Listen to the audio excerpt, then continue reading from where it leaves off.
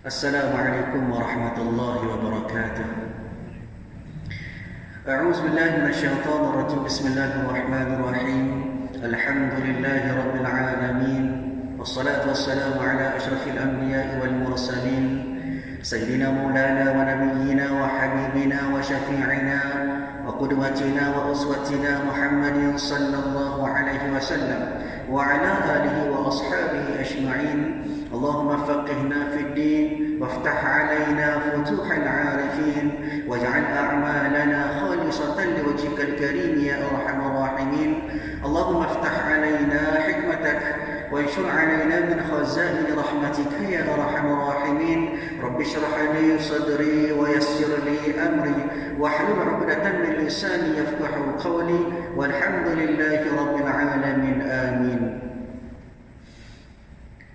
قال المصنف رحمه الله تعالى ونفعنا وإياكم بعلومه في الدارين آمين. Alhamdulillah, pertama selamanya marilah sama-sama kita panjatkan setinggi-tinggi kesyukuran kita ke hadrat Allah Subhanahu wa taala, kerana pada malam ini Allah taala masih lagi memberikan kepada kita kesempatan. Allah taala masih lagi memberikan kepada kita daripada nikmat masa. Kemudian Allah Ta'ala juga masih memberikan peluang kepada kita dengan nikmat panjang umur untuk kita semua pakai hadir ke rumah Allah Ta'ala pada malam ini, untuk kita beribadat kepada Allah Subhanahu Wa Ta'ala dengan cara kita semaya berjamaah.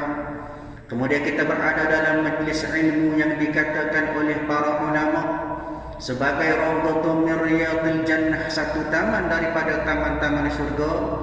Mudah-mudahan daripada apa yang kita buat, segala pekerjaan kita, segala amal ibadat kita yang kita buat diterima oleh Allah Ta'ala. Dan kita harapkan supaya kita sentiasa berada dalam keredaan Allah Subhanahu Wa Ta'ala, insya-Allah. Tuan-tuan, puan-puan yang dirahmati oleh Allah Subhanahu Wa Ta'ala, insya-Allah pada malam ini kita sambung lagi kuliah kita daripada kitab Penawar Bagi Hati pada muka surat 83. Kalau kita ambil 83 rasa suka ya.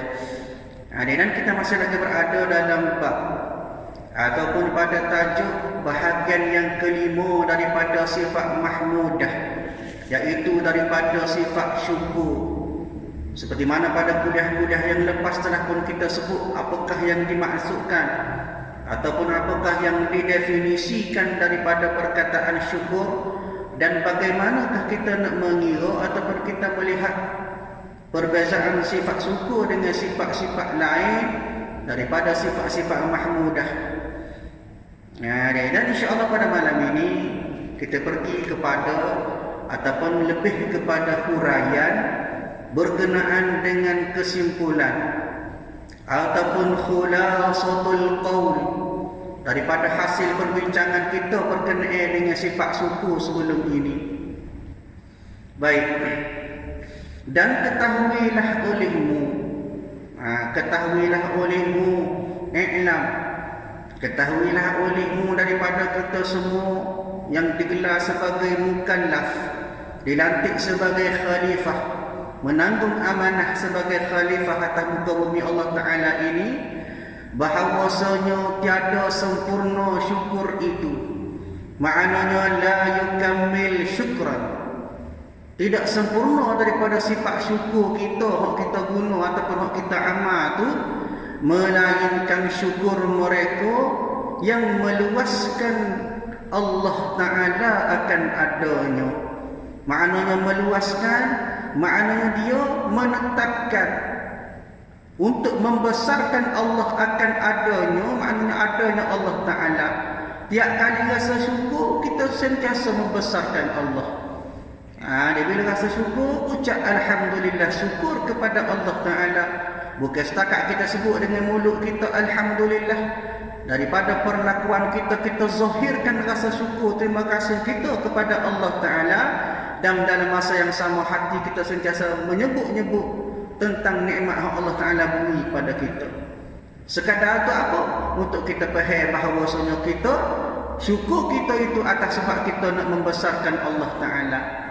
Kalau syukur kita tidak ada perasaan kita nak mengesahkan Allah Ta'ala, ataupun syukur kita semata-mata syukur di depan orang semata-mata, tidak ada rasa nak esahkan Allah, tidak ada rasa nak membesarkan Allah, maka kata pengarang seperti tadi, bahawasanya tidak sempurna syukur kita tu. Tu.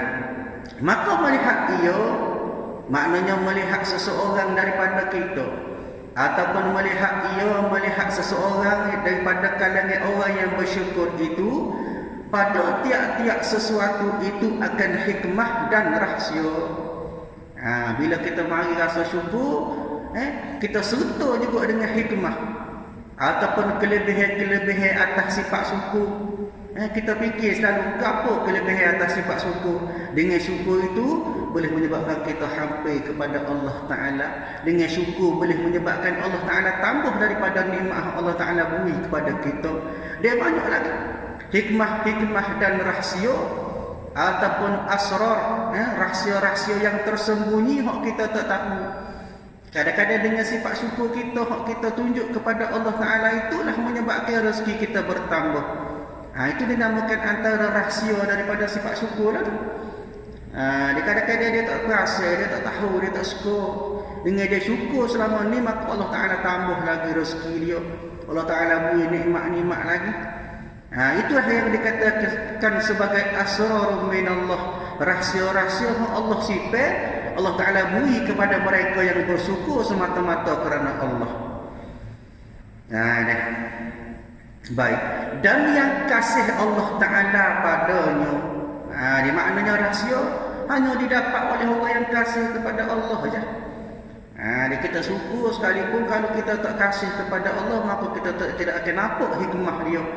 Kita tidak akan dapat daripada rahsia-rahsia yang Allah janjikan kepada kita bagi orang yang bersyukur, yang sentiasa kasih kepada Allah Ta'ala padanya. Makna padanya itu pada kita. Kita kasih kepada Allah, maka Allah Ta'ala kasih kepada kita. Kita syukur kepada Allah, maka Allah Ta'ala gandakan nikmat kesyukuran itu kepada kita. Maka mengerjakan ia akan dia. Maknanya bila dah kita tahu rahsia-rahsia dia, kita tahu daripada hikmah-hikmah kelebihan-kelebihan orang yang bersyukur, maka mengerjakan ia akan dia. Tadi marilah kasih itu tu. Marilah kasih syukur semata-mata kerana Allah Ta'ala. Ayatnya tuan-tuan, itulah daripada kesempurnaan. Kita nak boleh kesempurnaan orang syukur, maka nak kita kena tahu apakah hikmah dan rahsia Allah Ta'ala beri kepada orang-orang yang bersyukur. Bila dah kita nampak, kita dah faham asrar daripada rahsia Allah, jadi kita ni kohon lama. Bila kita kohon faham, kohon syukur. Sebabnya kerana kita syukur tadi. Syukur semata-mata kerana Allah Ta'ala. Baik. Dan bermula mereka yang tiada melihat ia akan dia. Maknanya orang yang tidak melihat akan kelebihan ataupun daripada hikmah-hikmah kelebihan Allah Ta'ala beri kepada orang syukur, dia tak nampak. Maksud tiada melihat tu dia tidak nampak. Syukur dah tapi tak nampak, tak mari perasaan dia nak syukur kerana Allah Ta'ala. Kadang-kadang dia syukur tu kan nak tunjuk nak suruh orang nampak, bagus dia. Hebat dia. Dia menzahirkan rasa syukur kepada makhluk ataupun kepada manusia semata-mata. Allah Ta'ala dia tak ada nampak. Jadi caranya lagu mana? Maka hendaklah melazimkan ia akan mengikut sunnah Nabi sallallahu alaihi wasallam. Bila dalam keadaan dia tidak nampak akan kelebihan Allah Ta'ala beri kepada orang syukur, maka dia kena melazimkan. Maksudnya dia kena membiasakan diri dia untuk mengikut sunnah Nabi sallallahu alaihi wasallam. Barulah dia boleh nampak. Jadi sunnah-sunnah tu apa dia? Sunnah mengikut syariat. Sunnah ialah sesuatu hak bersumber daripada Nabi, hak mari daripada Nabi, hak waris daripada Nabi, itu dipanggil sunnah. Sama ada dalam bentuk qaul, ucapan Nabi, itu sunnah, ataupun fi'li, daripada perbuatan Nabi, itu sunnah. Dan takrir, bagaimanakah takrir penetapan daripada Nabi, itu sunnah. Juga sifat tubuh serta akhlak hak dimaksudkan sebagai syariat bagi umat Islam. Benda hak kita nampak atas tubuh Nabi, atas perlakuan Nabi, atas kata-kata Nabi, atas tindakan Nabi. Itu semua atas syariat Nabi juga termasuk daripada sunnah. Itu pada pengertian mengikut hukum syariat. Adapun sunnah pada ahli fuqaha ataupun pada dalam bidang fiqh, sunnah ialah benda hak mana hukumnya bukan fardu dan tidak wajib. Dia kalau kita buat itu boleh pahala, itu dipanggil sunnah. Sunnah juga. Kalau hukum fiqh dia berbeza. Ada wajib, ada makruh, ada sunnah. Itu pun dinamakan sunnah juga. Berbeza dengan sunnah hak tadi, maka sunnah Nabi sallallahu alaihi wasallam ialah segala perbuatan, perkataan, takrir ataupun penetapan daripada Nabi dan daripada segala benda hak mari daripada aspek Nabi, badan tubuh Nabi, tindakan Nabi, gerak-geri Nabi, kata-kata Nabi, segala yang bersumberkan daripada Nabi sallallahu alaihi wasallam, maka itu dinamakan sunnah. Baik, contoh, kita ambil contoh. Gapo dia hadis ataupun sunnah yang dikatakan dalam bentuk ucapan. Contohnya Nabi kata sallu kama raaitumuni usalli. Nabi royak kepada kita. Daripada qauli, daripada perkataan Nabi katakan, man husni islamil mar'i tarkuhu ma la ya'ni. Di antara kebaikan Islam seseorang ialah meninggalkan apa yang tidak bermanfaat baginya. Contohnya, Nabi sebut, Nabi royak ke kita, mu nak bagi manfaat kepada agama ialah mu tinggal benda yang tidak manfaat. Contohnya Nabi kata, kecek benda yang manfaat sahaja. Ada satu hadis Nabi sebut, bercakaplah kamu dan sekiranya kamu tidak mampu, maka kamu kena jaga lisan kamu. Dia menjaga lisan kamu, jika tak mampu duduk diam. Itu kata Nabi. Maknanya Nabi royak. Nabi cerita kepada kita, Nabi bagi panduan melalui kata-kata. Maka itu dinamakan sebagai hadis ataupun sunnah qauli. Adapun sunnah fi'li, perbuatan Nabi. Hak Nabi buat, kita ikut. Hak Nabi buat, Nabi gambarkan kepada kita melalui fi'il, melalui perbuatan, maka kita ikut. Contohnya satu ketika hadis Nabi sallallahu alaihi wasallam, Nabi katakan, an Utsman bin Affan radhiyallahu anhu anna an-nabiy sallallahu alaihi wasallam kana yukhallilu lihyatah. Satu hadis daripada Sayyidina Utsman bin Affan, Nabi sallallahu alaihi wasallam bila mana Nabi berwudu, Nabi ambil air semaya, maka pada ketika itu yukhallilu lihyatah, Nabi menyela-nyela janggut, Nabi gosok janggut. Maknanya af'al, perbuatan Nabi. Nabi tak royak, tapi Nabi buat. Bila Nabi ambil air semaya, sahabat kata, Nabi semaya, Nabi berwudu, Nabi gosok-gosok janggut, Nabi basah-basahkan janggut. Itu dipanggil sunnah fi'li, sunnah ataupun perbuatan Nabi, hak Nabi buat, dinamakan sunnah juga. Begitu juga yang ketiga disebut sebagai sunnah takriri, sunnah hak mana Nabi biarkan sebagai tanda setuju, Nabi tak kata dan Nabi tak buat. Contohnya satu ketika berlaku dalam sirah Rasulullah. Satu ketika dalam satu peperangan, Nabi tengok sahabat makan dok. Dok ni kalau kita kat macam biawak pasir lah. Tempat kita tak ada di Mekah ada dok. Jadi bila mana sahabat makan, Nabi nampak, Nabi tak kata gapo, Nabi suruh pun dok, Nabi makan pun dok. Bila mana sahabat tanya, ya Rasulullah, apa tak makan? Maka kata Nabi, sungguhnya tempat aku tak ada, kata Nabi. Dan seolah-olah Nabi kata benda tu tidak jadi satu kelaziman bagi Nabi. Mungkin Nabi tak berakhir benda lagu tu, tapi Nabi tak larang. Nabi tak suruh, Nabi tak larang. Makna itu dinamakan sebagai hadis takriri. Maknanya Nabi tak ingkar, Nabi tak larang. Dan juga Nabi tidak suruh. Nak makan-makan, Nabi tak larang. Maknanya benda itu dinamakan sebagai sunnah takriri. Juga berlandaskan ataupun berasal daripada segala tindakan Nabi. Masuk dalam bab sunnah juga. Maknanya orang yang syukur, bila mana dia tidak nampak hikmah syukur kepada Allah Ta'ala, dia tidak nampak kelebihan orang-orang yang bersyukur, dia tidak nampak daripada rahsia-rahsia yang Allah Ta'ala beri kepada orang bersyukur, maka dia kena ikut segala sunnah Nabi Sallallahu Alaihi Wasallam. Kenapa? Kerana di dalamnya, maknanya di dalam sunnah Nabi Sallallahu Alaihi Wasallam beberapa hikmah dan rahsia.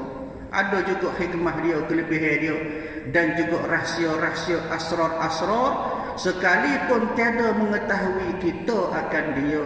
Sebab ada benda kita nak dapat rahsia Allah, kita kena melalui Nabi Sallallahu Alaihi Wasallam. Ada benda-benda kita bila kita kenal Allah Ta'ala, maka kita boleh tu dapat. Ada juga. Ada hikmah dia tu. Ataupun kelebihan-kelebihan. Setengah orang bila syukur tu bawa dia hati dia kepada Allah Ta'ala. Dia setengah orang dia kena melalui Nabi.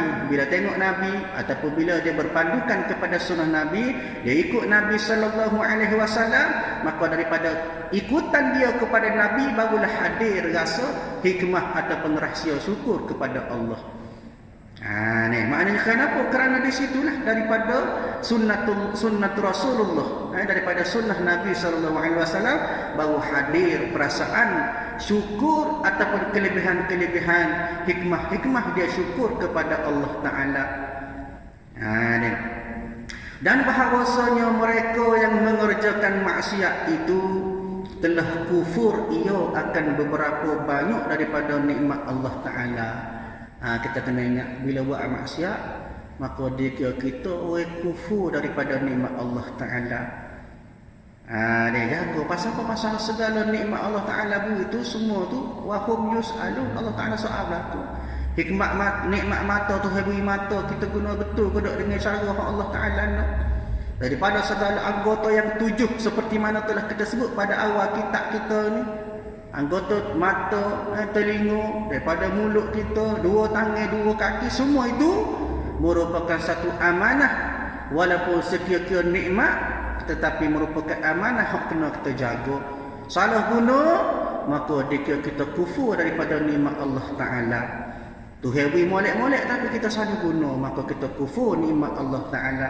Kena ingat bagaimana Allah Ta'ala sebut daripada surah Az-Zumar ayat yang ke-7. Allah Ta'ala kata, Bismillahirrahmanirrahim, in takfuru fa innallaha ghaniyyun ankum wa la yarda li'ibadihi al-kufra wa in tashkuru yardahu lakum wa la taziru waziratu wizra ukhra summa ila rabbikum marji'ukum fayunabbi'ukum bima kuntum ta'malun innahu alimun bidzatis sudur. Kata Allah Ta'ala kata, kalaulah kamu kufur, ingkar tidak syukur daripada nikmat Allah Ta'ala beri itu, maka ketahuilah bahawa sesungguhnya Allah tidak hajatkan iman dan kesyukuran kamu.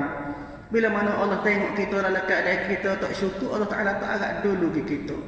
Maksudnya Allah Ta'ala tidak redha dulu lagi. Dan dia tidak redakan hamba-hambanya berkeadaan kufur, dan jika kamu syukur, maka dia reda menjadi sifat dan amalan kamu. Ingat, tak syukur Allah Ta'ala tak cara kita, Allah Ta'ala tak reda. Tapi bila mana kita syukur, maka Allah Ta'ala reda, dan Allah Ta'ala kira itulah antara sifat-sifat dalam amalan kamu. Dan ingatlah seseorang yang memikul tidak akan pikul dosa perbuatan orang lain, bahkan dosa usahanya semata-mata. Kemudian kepada Tuhan kamulah tempat kamu akan kembali, maka dia yakni Allah Ta'ala akan beritahu kepada kamu tentang apa yang telah membuat. Esok-esok Tuhan tanya belaka, Tuhan bentangkan kepada kita segala amal kita start kita lahir, siapalah kita mati, segala-galanya terpampang di mahkamah Allah Ta'ala. Pakat kelih belaka. Masa tu tak ada arah notok muka kita, ya Allah, malu, habis malu. Walaupun setengah ulama kata dalam keadaan kita ni telanjang bulat, nak ayatnya tak ada dah nak pilih orang lain. Kenapa? Kerana masing-masing sibuk takut berlaku dengan amal yang masing-masing telah buat. Ni maknanya siasat Tuhan buka berlaku, Tuhan cerita berlaku apa kita buat.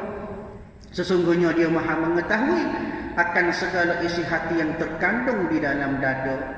Maknanya syukur atas nikmat Allah Ta'ala beri, maka bebas kita dalam keadaan redha Allah Ta'ala. Kalau kita tidak syukur, maka Allah Ta'ala tak berhajat kepada kita dalam keadaan beriman, dan kita berada dalam keadaan syukur. Allah Ta'ala tak berhajat. Dia Allah Ta'ala tak berhajat, maka kita seolah-olah terabai. Allah Ta'ala tak kelih dah kita, tak pandai dalam keadaan kita. Kenapa? Kerana kita bila mana dalam keadaan tersebut, kita tidak berada dalam inayah dan juga dalam keadaan Allah Subhanahu wa Ta'ala. Kena ingat, jangan kufur nikmat Allah Ta'ala beri. Dan ni maknanya, soalnya ataupun kuncinya ialah kita jaga, jangan buat maksiat.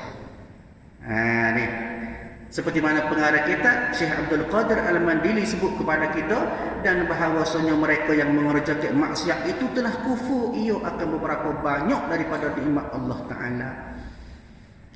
Sekalipun maksiat itu dosa kecil, padahal sekira-kira maksiat kita buat itu dosa kecil ya.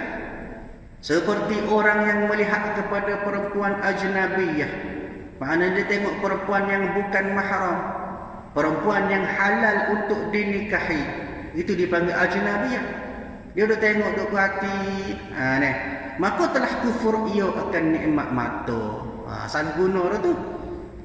Kita kadang-kadang tak perasan benda kecil, benda simple, boleh belajar dah, boleh mata kita ni. Dia perhati, tengok kepada benda-benda yang haram, maka dikira itu kita telah kufur akan nikmat mata. Dan telah kufur ia maknanya telah kufur akan seseorang itu akan nikmat cahaya matahari. Dia ada kaitan tu, mata dan cahaya matahari ada kaitan. Dan telah kufur ia akan segala nikmat yang tiada sempurna melihat melainkan dengannya. Maknanya tak sempurna lah. Jika tak ada cahaya matahari, dia tak ada gelih, tidak nampak sebab gelap. Maka bila mana ada cahaya matahari, maka mata dia jadi khianat. Mata dia kelih benda-benda yang tidak halal. Maknanya dia kufur kepada nikmat mata, dan dia kufur kepada nikmat matahari yang Tuhan beri ke dia tu. Sepatutnya dalam keadaan cerah dia boleh buat amal, boleh buat ibadat dan sebagainya, guna atas manfaat dunia dan juga manfaat akhirat. Tapi dia salah guna dengan cerahnya matahari, menggunakan mata dalam keadaan cerah untuk tengok daripada benda-benda yang haram dia tengok. Dan tiada sempurna matahari, seperti matanya dan matahari, maknanya kaitan mata dengan matahari tadi, dan langit. Langit pun termasuk juga kita kufur atas nikmat langit hak Tuhan beri. Kenapa? Kerana tiada sempurna melihat melainkan dengan mata. Maknanya dengan pertolongan keadaan cerah matahari Tuhan beri, langit hak ada, menyebabkan mata boleh lihat segala daripada benda hak haram dia tengok. Dan tiada sempurna matahari dan cahayanya melainkan dengan langit. Ini maknanya kaitannya bila mana kita melihat hanya menggunakan mata, tapi yang membantu penglihatan kita daripada mata, daripada cahaya, daripada langit, dan semua tu dia kita kufur belaka. Sebab tu nikmat belaka. Daripada matahari pun nikmat, mata pun nikmat, langit pun nikmat, cerah pun nikmat. Tapi kita kufur kerana kita telah melakukan maksiat atas kemudahan nikmat yang Allah Ta'ala beri kepada kita. Maka telah kufur ia dengan beberapa nikmat Allah Ta'ala di bumi dan di langit. Jadi kait habis. Tak kita sekiranya kita faham mata yang ada dosanya, tapi hakikatnya bukan setakat kufur nikmat mata, tapi segala nikmat yang membantu mata untuk melihat benda yang haram dia tengok. Baik. Dan qiyas olehmu, maknanya kamu umpamakan atas ini akan segala maksiat yang lain. Tak kira lah daripada segala maksiat sekalipun, bukan setakat mata hak Tuhan beri, tapi daripada segala nikmat anggota-anggota badan yang lain. Daripada tangan kita, kaki kita, nikmat pendengaran Tuhan beri. Ni nikmat mulut yang boleh berkata-kata perkara yang baik. Supaya dengan nikmat mata juga. Kalau nikmat mata itu kita boleh salah guna, begitu juga dengan anggota-anggota yang lain pun boleh jadi termasuk dalam bab kita buat maksiat. Bukan mata saja. Yang melazimkan oleh ada semuanya akan menjadikan langit dan bumi. Atas sebab apa? Atas sebab semua anggota ni boleh gerak, boleh pergi mari, boleh cari rezeki. tangan boleh bergerak, kaki boleh berjalan, mata boleh melihat, telinga boleh mendengar, semua itu tidak lari daripada langit dan bumi. Benda tu yang kait. Dia maknanya kenapa? Kerana kita tak boleh lari daripada bantuan daripada langit dan bumi. Dia kita pijak atas muka bumi, kita buat maksiat atas muka bumi. Dia semua itu merupakan satu nikmat Allah Ta'ala beri. Dan bila mana kita salah guna nikmat Allah Ta'ala beri, maka jika kita maksiat atas segala nikmat Tuhan beri itu. Lagu tu. Baik. Dan bahawasanya tiada sempurna syukur, la yukammil syukran, tidak sempurnalah daripada sifat syukur itu, melainkan daripada mereka menunaikan ia akan dia dengan ikhlas. Nak tak nak kena ikhlas. Syukur tapi tak ikhlas tak jadi. Syukur tapi tidak ada sifat ikhlas kita. Kerana apa? Kerana Allah Ta'ala ketunggalannya. Maknanya semata-mata kerana Allah Ta'ala. Bila sebut ikhlas, maka semata-mata kerana Allah Ta'ala. Kalau kerana benda lain, tak panggil ikhlas. Buat amal ibadat nak suruh orang tengok, tidak ikhlas. Buat amal ibadat nak suruh orang puji, tidak ikhlas. Buat amal ibadat nak suruh orang nampak hebat, nak suruh orang nampak alim, nak suruh orang nampak ada ilmu, maka semua itu tidak dikira ikhlas. Ikhlas ialah bila mana kita meletakkan Allah Ta'ala sebagai ketunggalannya. Maknanya kerana Allah Ta'ala semata-mata.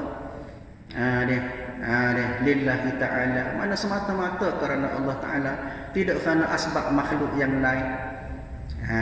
Tiada kerana sesuatu yang lain daripadanya. Sebab itulah bila kita kena meletakkan hati kita dalam keadaan hanya Allah Ta'ala semata-mata. Buat amal semata-mata kerana Allah. Kerja buat kita kerana Allah. Cari rezeki kerana Allah. Makan kerana Allah. Minum segala perbuatan kerana Allah Ta'ala semata-mata. Itu dinamakan ikhlas. Maka kerana yang demikian, hendaklah menyebut hamba akan ikhlas. Wallahu a'lam. Maknanya dia kata, maka kerana sifat inilah ikhlas yang diperlukan dalam segala amal ibadat kita, maka pada bab seterusnya pengarang kitab Syekh Abdul Qadir Al-Mandili rahimahullahu ta'ala kata, lepas pada bab syukur dia akan sebut bab ikhlas. Kerana apa? Kerana payah. Kadang-kadang kita dalam keadaan bersyukur, syukur dah atas segala amal kita buat. Syukur tapi tidak ikhlas. Sebab itulah pengarang kitab lepas pada ini dia akan sebut pada sifat yang keenam pada bab ikhlas. Ikhlas ni payah tuan-tuan. Ikhlas payah. Sukar untuk kita dapatkan perasaan ikhlas. Kadang-kadang buat amal galik-galik, mari perasaan tak ikhlas. Mari perasaan riak nak tunjuk ke orang. Oh bagusnya dia. Semaya kalau tidak ada orang, cepat. Dia tak ada 2 minit siap dah. Tapi kalau ada orang, seolah-olah dia faham mata-mata sedang memerhati dia semaya dengan penuh khusyuknya, dengan penuh tertib teningnya. Kenapa? Kerana ada orang. Maka tidak ikhlas di situ. Ayatnya payah ikhlas. Bahkan kata ulama, ada di kalangan kita yang kadang-kadang semaya qiyamul lail tengah malam, tak ada orang tengok. Tak ada siapa dia tahu. Tak ada siapa dia kelih. Tapi dalam masa tu pun mari perasaan tidak ikhlas. Apa dia pula? Mari perasaan ujub, bangga diri. Oh, tak ada orang kapur ni boleh lawan aku, seorang paling hebat. Aku jajak malam bangun qiyamul. Contohlah, bukan kapur ni bagus berlaku, alhamdulillah. Ayatnya mari perasaan tidak ikhlas atas amal ibadat yang dia buat kepada Allah Ta'ala. Dia payah. Sebab itulah disebut oleh Allah Ta'ala dalam firman-Nya. Allah Ta'ala kata, qul innama ana basyarum mislukum yuha ilayya annama ilahukum ilahu wahid faman kana yarju liqa'a rabbih falyamal 'amalan salihan wa la yusyrik bi'ibadati rabbih ahada. Disebut daripada surah Al-Kahfi. Allah Ta'ala kata, sesungguhnya aku ini hanya seorang manusia seperti kamu yang diwahyukan kepadaku. Satu ayat yang disebut bahawasanya kita ni sebagai seorang manusia, sesungguhnya Rabb kamu adalah Allah Ta'ala yang Esa. Kalaulah sesiapa yang mengharap berjumpa dengan Allah, maka hendaklah dia mengerjakan amal soleh. dan janganlah ia mempersekutukan seorang pun dalam ibadat kepada Allah Ta'ala. Ayatnya dalam ibadat kita jangan biar ada benda lain, ada makhluk, ada dunia, ada gangguan-gangguan yang menyebabkan kita tidak khusyuk, tidak ikhlas kepada Allah Ta'ala. Jadi insya-Allah mudah-mudahan tajuk pada bab kelima, syukur itu memberi satu pemahaman kepada kita untuk kita beramal dalam keadaan syukur dan semata-mata kerana Allah Ta'ala. InsyaAllah kita sambung kuliah pada masa akan datang. Bab yang ke-6 pada menyatakan ikhlas. Wallahu a'lam bissawab. أعوذ بالله من الشيطان الرجيم. بسم الله الرحمن الرحيم.